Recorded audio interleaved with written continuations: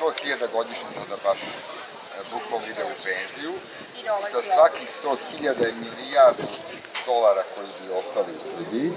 Oni žele da se vrate i ono što bi molili, to je neka manja adaptacija našeg sistema zdravstvenog saradnje sa stranim sistemima, osiguranjima, kako da se prevezu u slučaju potrebe. Uopšte, eto, može jedna mala komisija saradnje sa ministarstvom, a i kao psihijatar za nas je vrlo važna jedna dimenzija koja se uspostavilo da na prvi udar demencije, da se Australiji tamo vidimo, ljudi zaborave drugi jezik i ostanu samo na srpskom, tako da se jako boje stranačkih domova, jer ne znaju da zamole za pomoć.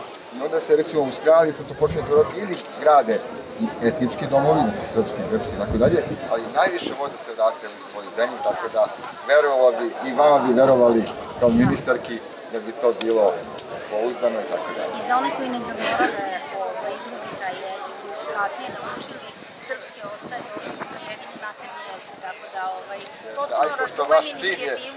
U dijaspori imali smo divnu saradnju sa vama do sada, pa eto, nadam se... Produbit ćemo je mi na ovom zdravstvenom planu koji je u krajnjem slučaju interes svih. Dobro, ostajemo da još imamo simpoziju za den. Hvala. Doviđenja, prijatno.